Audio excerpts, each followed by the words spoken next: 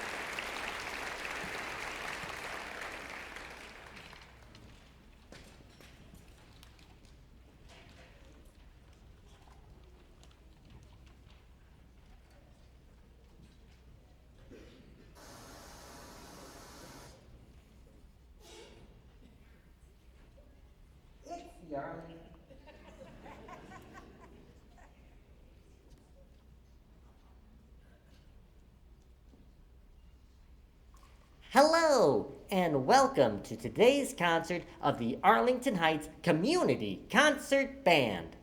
Today's concert is brought to you by and is for viewers like you.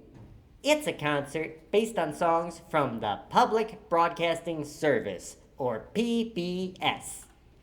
PBS has brought delightful television programming complete with memorable music to all ages.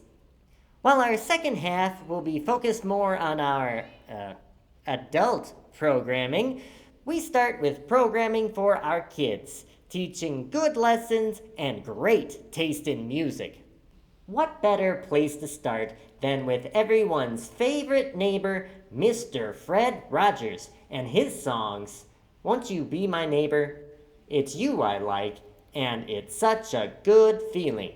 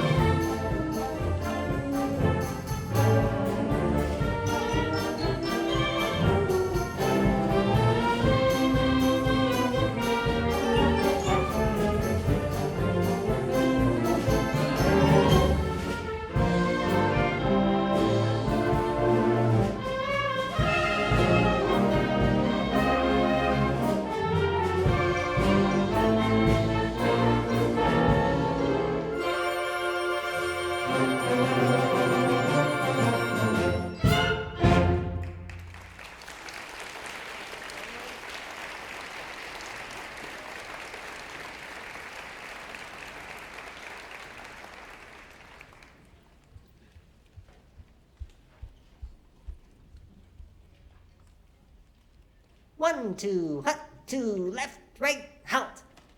Whoo! Our next piece is a march.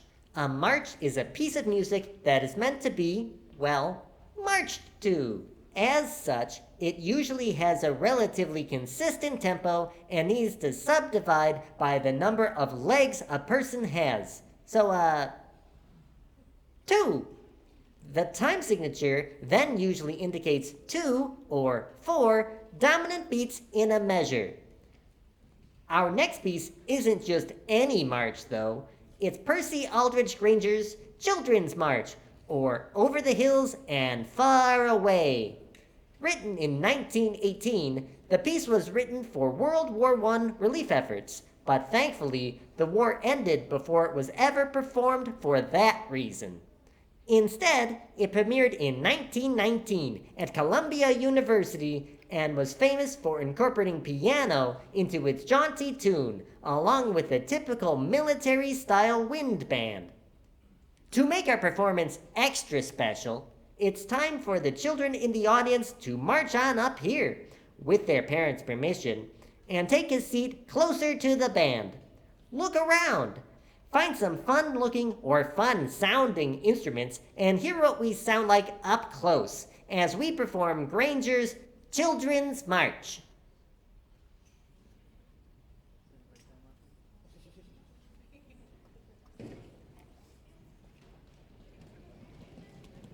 Yay, okay. Yeah, if you want to come up and sit by an instrument that you really like to hear up close, feel free. You can come sit, crisscross applesauce, and just chill out with us while we play this for you. Okay? Come on up. The drums are in the back. We have flutes up here, trombones, trumpets, saxophones, oboes, clarinets, whatever you'd like. What did I miss? Saxophones, euphoniums, bassoons. Yes, all of them. All right, come check it out. Don't be shy.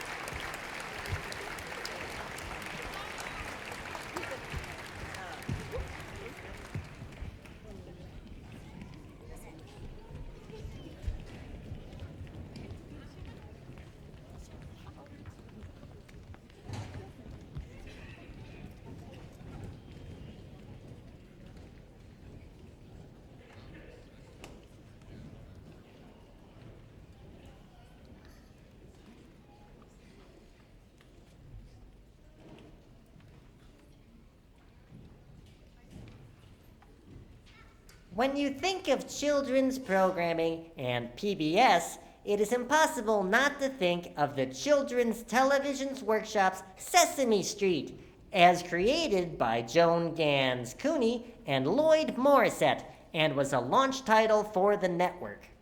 In its now nearly 5,000 episode run, it became famous thanks to its unique format of funny sketches with colorful, quirky characters as brought to life by Jim Henson's Muppets. As well as street scenes featuring interactions with human characters. On the recommendation of child psychologists, the human characters and Muppets were to never interact. Go away. I got this. You'll have your turn. The psychologists, of course, were wrong, and Big Bird, Oscar the Grouch, and many others joined the street scenes, and the interaction of Muppet and human is what helped make Sesame Street so popular. That, and of course, its many memorable songs. We'll play a selection of the most famous songs from Sesame Street's early years, as composed by Joe Raposo, featuring Can You Tell Me How to Get to Sesame Street? C is for Cookie, Being Green, and Sing.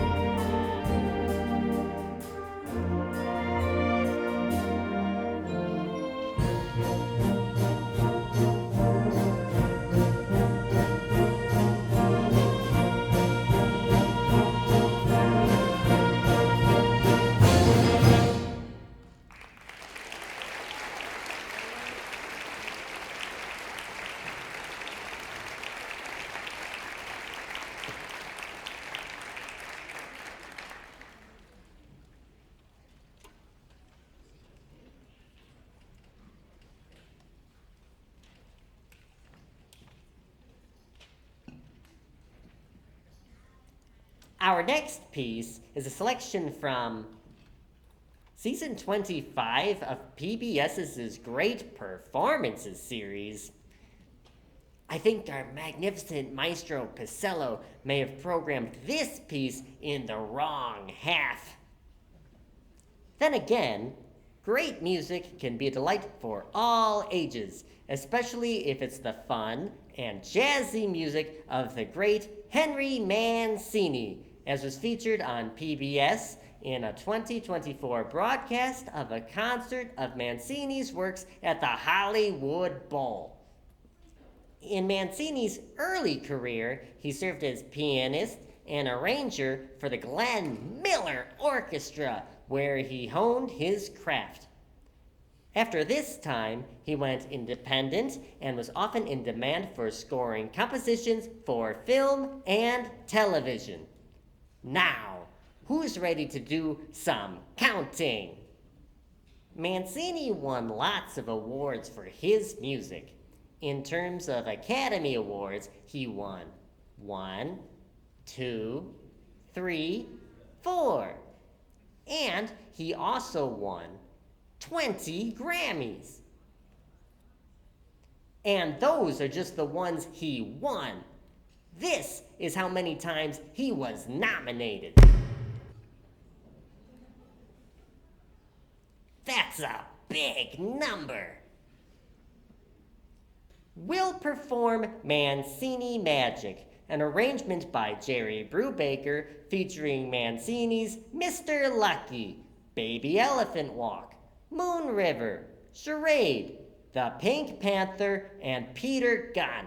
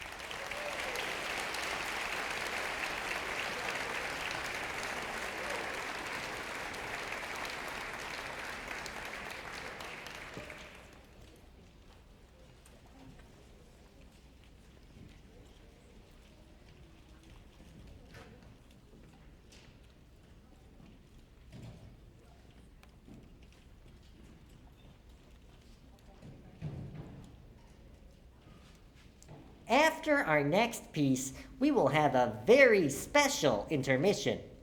Thanks to the support of Quinlan and Fabish, we have an instrument petting zoo. A way for all the kids to try out some instruments and be inspired to become the next great musical performer. Or at least future member of our band. Before then, we have one more piece. Randall D. Standridge, or as he refers to himself, Randy Standy, is a composer who is becoming very popular with music educators. His pieces do a good job featuring all instruments in the band, knowing that they all have a place in the ensemble, even the annoying ones. So, he set out to make a profoundly serious piece to prominently feature the weirdest, most annoying instrument in the wind band. Yeah! The rubber chicken! This is Randy Standy's great rubber chicken gallop.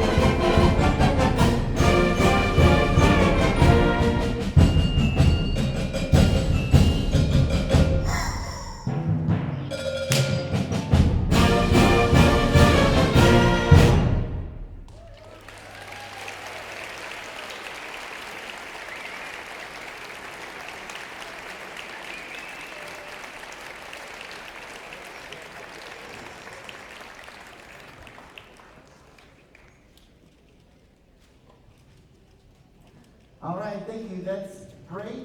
The petting zoo was supposed to be in the gym, but there's so many of you, we had to move it out of the gym. So if you go to back there, there's a gentleman waving his hand from Quinlan and Fabish. Go back through that doorway where it says Girls Gymnastics Champions, and the petting zoo will be right there, so you can try out a bunch of instruments. So we'll take a little break, and we'll be back.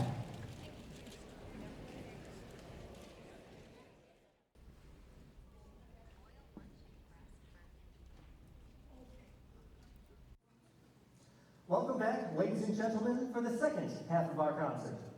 While we've enjoyed our music and thank our previous announcer, short of stature and felty of complexion, it is now time to momentarily put aside such childish things, instead embracing the finest of arts that the public broadcasting service has had to offer.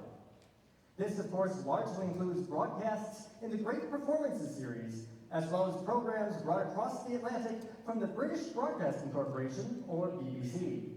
These BBC programs are regularly shown as part of PBS's Masterpiece Theater. So to set the mood, let's perform the theme for this programming block, as written by Jean Murray, as we welcome back conductor Pietro Pizzello for the Masterpiece Fanfare.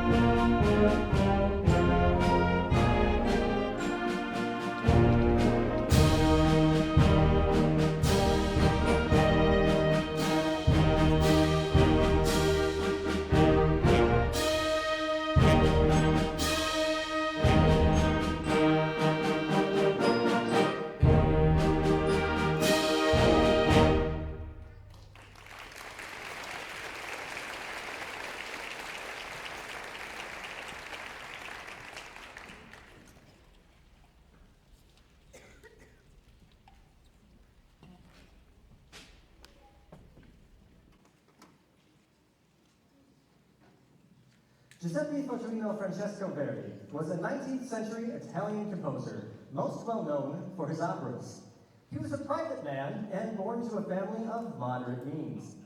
While inspired by classical operas written by fellow Italians such as Antonio Rossini, Verdi himself rarely followed musical trends, but established his own unique body of work to be a musical trendsetter.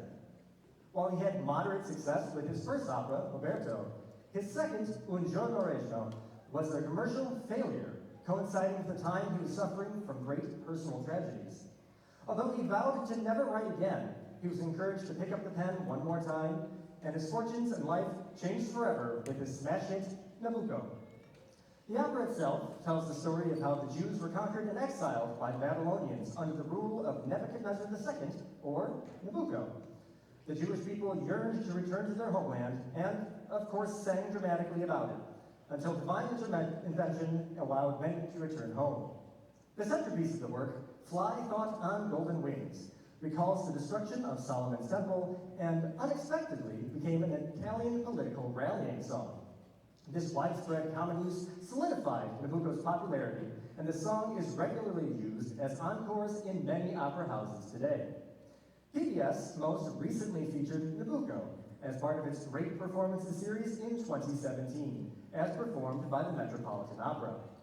While we will not perform the entire opera here today, we hope you enjoy the overture from Verdi's Nabucco.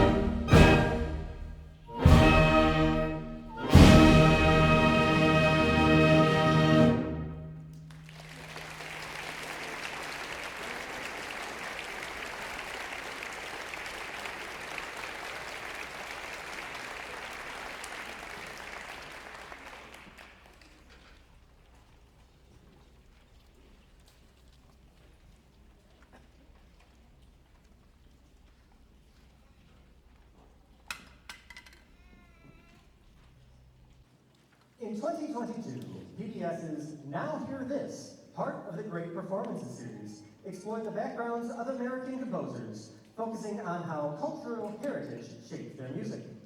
So, in an interesting connection to our last piece, it might be said that if Nebuchadnezzar had not exiled the Jewish people to foreign shores, the traditions may not have spread across the world and eventually reached America. And we might not have had one of the most influential American composers of all time, the Dean of American Music, Aaron Copland. Copland was born into a Jewish immigrant family in New York City and studied with Reuben Goldmark, who also taught George Gershwin.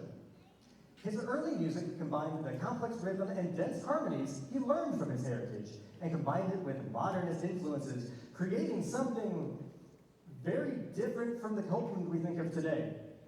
It was his longtime friendship and with photographer Victor Kraft that helped Copland create the American sound. Kraft would send him photographs of the American West, and in their discussions would define what it meant to create American art.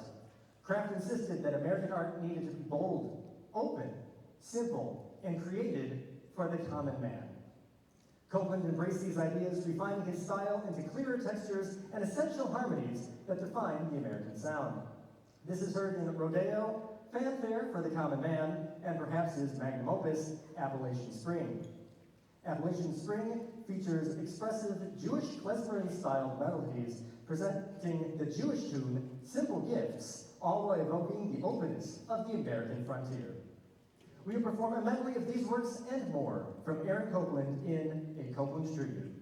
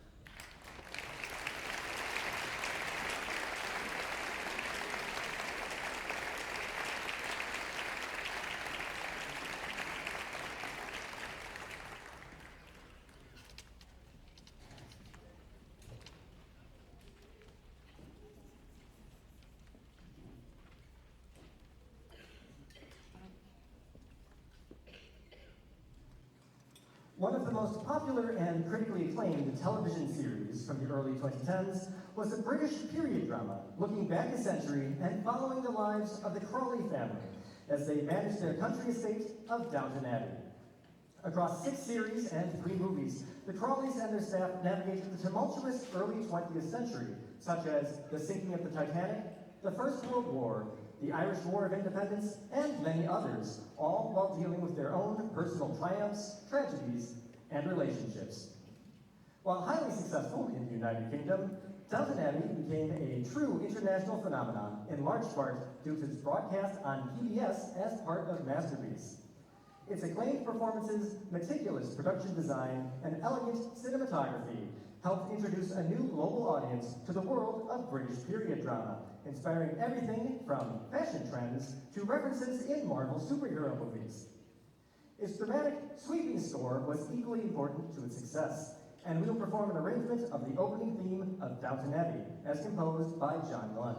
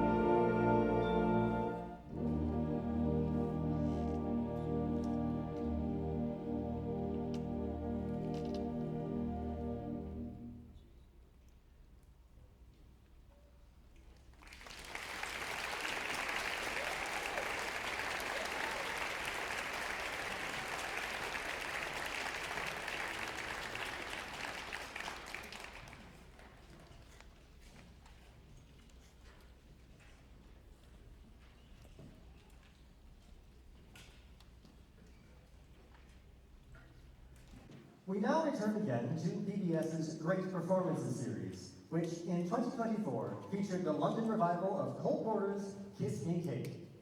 Kiss Me Kate is a bit of a story within a story, following a theater company attempting to stage a musical version of William Shakespeare's The Taming of the Shrew. Shakespeare's play itself is a story within a story about a mischievous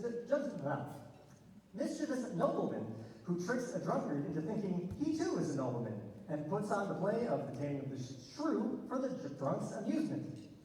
I'm feeling drunk, kids. Kiss Me Kate throws out this framing and replaces it with a more elaborate musical theater group, complete with their own interpersonal drama. As chaos unfolds both in front of and behind the curtain, it is explored through show-stopping musical numbers, as one would expect from a Broadway show. Many of these numbers from Cole Porter have become staples in musical theater repertoire, and we'll perform a medley by John Moss, featuring many of these hits, including Another Opening, Another Show, Why Can't You Behave, Brush Up Your Shakespeare, Too Darn Hot, and So in Love.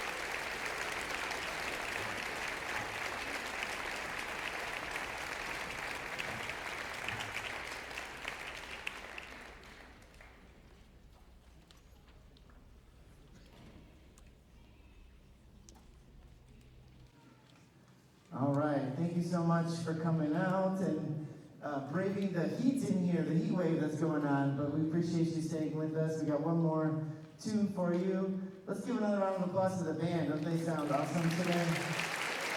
Yeah.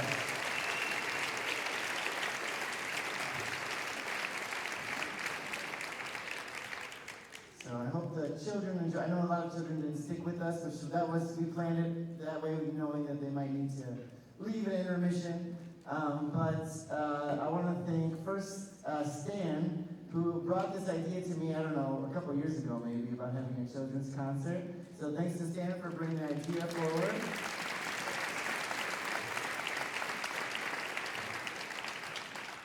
And then thanks to Luigi for his love of Sesame Street that made that idea go in my head. And then Kristen made an awesome poster for us that we were able to use as our television screen today. So thank you to Kristen who put together sets.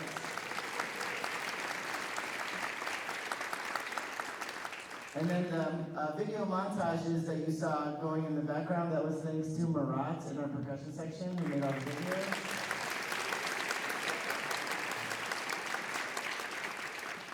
And then the icing on the cake, or the cherry on top, was then Michael came to me, well, his wife gave him the idea, and he came to me and said, Pete, how do you feel about me doing announcements as a Muppet?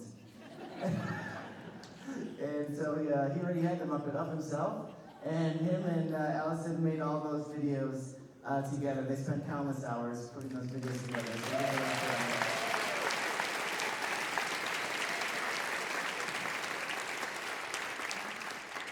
So it was truly a team effort to put all this together, and I know they left already, but thank you to Quillen and Favish for the instrument petting zoo. Hopefully your families enjoyed that as well. So we hope you had a great day. And thank you for spending it with us.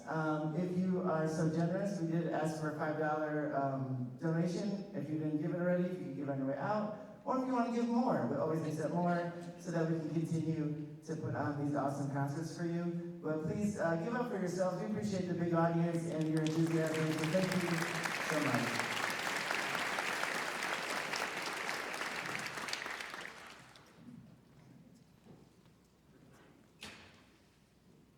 Johann Strauss's Radetzky March celebrates the victory of Field Marshal Joseph Radetzky von Raditz, leading the armies of the Austrian Empire to defeat the Kingdom of Sardinia at the Battle of Custoza in 1848. We'll explain that in a second. Anyway, that was the original intent. The celebratory march took on new meaning in the 1940s when the Vienna Philharmonic first performed the march as part of their New Year's concert to great acclaim. Since then, it has been a tradition to use Strauss's Radetzky March as an always in-demand encore for the orchestra's New Year's concert, with the audience frequently clapping along. Our clapping leader has prominently presented himself to the front of the band right now.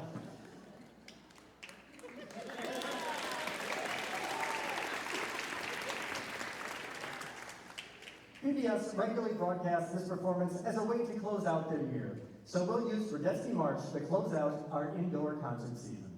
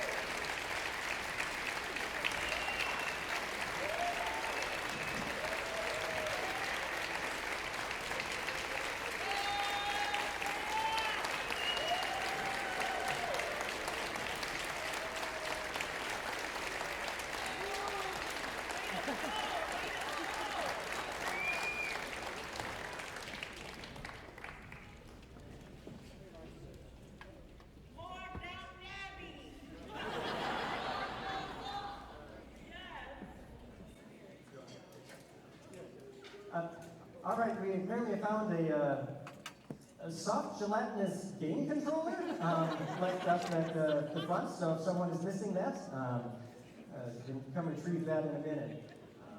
One more. Well, we'll do one more first.